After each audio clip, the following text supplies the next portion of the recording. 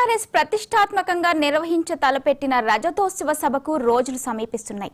ఒకవైపు భారీ బహిరంగ సభకు ఏర్పాట్లు చేస్తూనే మరోవైపు భారీ జన సమీకరణకు బీఆర్ఎస్ నేతలు ప్లాన్ చేస్తున్నారు.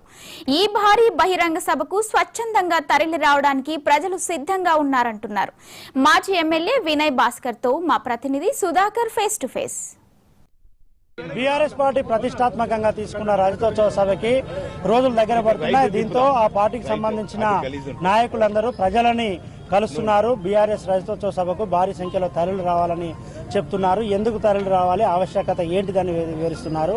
ప్రస్తుతం మనం వరంగల్ పశ్చిమ నియోజకవర్గంలోని న్యూ శాంపేట జంక్షన్లో ఉన్నాం. ప్రభుత్వ మాజీ చీఫ్ విప్ మాజీ ఎమ్మెల్యే దాసరి వినయ్ భాస్కర్ ప్రజలతో కలుస్తున్నారు. ఆయన అడిగి మరిన్ని వివరాలు తెలుసుకున్నాం. సార్, రజతోత్సవ సభకి రోజులు దగ్గర పడుతున్నాయి. చాలా బీఆర్ఎస్ శ్రేణుల్లో టెన్షన్ ఉంది, ఒక రకంగా ఉత్సాహం ఉంది. ఏం చెప్తారు? ఈ రజతోత్సవ ఉత్సవాన్ని ఒక పండుగ వాతావరణంలో తెలంగాణ ప్రజలందరూ కూడా, అంటే ఇంకొక మాట చెప్పానంటే సమ్మక్క సారక్క జాతర మా వరంగల్ జిల్లాలో ఘనంగా అవుతుంది. ఆ జాతరకు ఏ తిరిగైతే పిల్ల పాపలతోని రావాలనుకుంటున్నారో ఆ తీరుగా ఉత్సాహభరితంగా గులాబీ శ్రేణులతో పాటు యావత్ తెలంగాణ ప్రజలందరూ కూడా మరి ఉత్సాహంగా వస్తున్నారు. మీరు అడిగినట్టు ఎందుకు వస్తున్నారు అంటే గత 15-16 నెలల నుంచి ఈ కాంగ్రెస్ ప్రభుత్వం ఎన్నికల సమయంలో ఇచ్చినటువంటి హామీలు ఒక్కటి కూడా నెరవేర్చలేదు. పైపెచ్చు గత ప్రభుత్వం చేసినటువంటి అనేక సంక్షేమ పథకాలు గాని లేక అభివృద్ధి కార్యక్రమాలు కూడా చేయకుండా ప్రజా వ్యతిరేక నిర్ణయాలు చేస్తున్నారు. కాబట్టి అందుకే ప్రజల్లో, అంటే తెలంగాణ సాధించిన వ్యక్తిగా 60 ఏళ్ల తెలంగాణ ప్రజల కళను నిజం చేసినటువంటి ఒక వ్యక్తిగా, ఒక శక్తిగా కేసీఆర్ వైపు చూస్తున్నారు. కేసీఆర్ అంటేనే బీఆర్ఎస్, బీఆర్ఎస్ అంటేనే కేసీఆర్. తెలంగాణ ప్రజల ఆకాంక్షను నెరవేర్చినటువంటి ఒక మహాశక్తి అనేటువంటి కేసీఆర్ వైపు చూస్తున్నారు.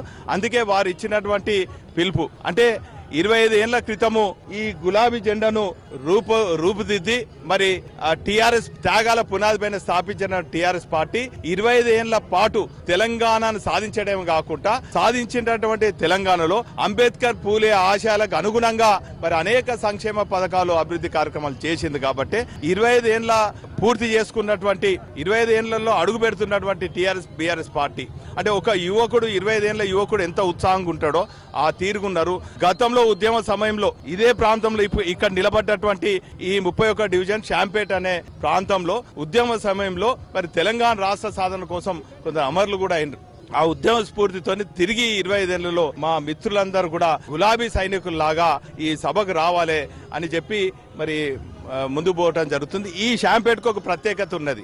ఏ పార్టీ కార్యక్రమం అయినా కూడా మరి పోగు చేసుకొని, నేను గతంలో టిఆర్ఎస్ పార్టీ అభ్యర్థిగా 2009 నిలబడ్డప్పుడు ఎప్పుడు మేము నిలబడ్డా కూడా మరి ఇక్కడ ఇంటింటికి 10 రూపాయలు, 15 రూపాయలు, 100 రూపాయలు, 500, 1000 వేసి ఇచ్చేస్తున్నాం. మరి రవాణా సౌకర్యాన్ని కూడా మరి బ్యారికేడ్స్ ఏర్పాటు చేయాలి. రవాణా దగ్గర కూడా ఎక్కడ కూడా ట్రాఫిక్, ఎందుకంటే 1000 వాహనాలు వస్తున్నాయి. మరి ప్రభుత్వం సహకరించినా సహకరించకుండా గులాబీ ట్రాఫిక్ పోలీసింగ్ ఏర్పాటు చేయాలని చెప్పి సుమారు 2000 మంది సుశిక్తులైనటువంటి పార్టీకి అంకిత భావంతో ఉన్నటువంటి వారిని కూడా ట్రాఫిక్ పోలీసింగ్ కు ఏర్పాటు చేయడం జరుగుతుంది. మొత్తానికి కని విని ఎరగని రీతిలో, అంటే కేంద్రంలో ఉన్నటువంటి పార్టీ ప్రభుత్వం గాని రాష్ట్రంలో ఉన్నటువంటి ప్రజలను పీడించే పార్టీ గాని వాళ్లకు ఆందోళన చెందుతున్నారు. ఈ పార్టీ ఏ తిరగని అనేక సందర్భాలలో ఆటంకాలు కలిగించాలని చూస్తున్నారు. మేము ప్రజాస్వామ్యాన్ని నమ్ముకున్నాం కాబట్టి ప్రజాస్వామ్యబద్ధంగా పోతాము.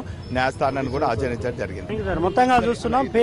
దీన్ని ఏమంటారు sir? Pay back to party అని బీఆర్ఎస్ సంబంధించిన కార్యకర్తలే న్యూ శాంపేట డివిజన్ లో సుమారు 1,30,000 రూపాయలు సమకూర్చుకోవడం జరిగింది. ఈ డబ్బులను పార్టీకి అందిస్తున్నారు. ఎట్ ది సేమ్ టైం తమ సొంత ఖర్చులతో రజతోత్సవ సభకు రావడానికి అందరూ ఉత్సాహంగా ఉన్నారు. ఇక అదే విధంగా 2009లో వినయ్ భాస్కర్ ఇక్కడ ఎమ్మెల్యేగా పోటీ చేసినప్పుడు కూడా డబ్బులు పోగు చేసి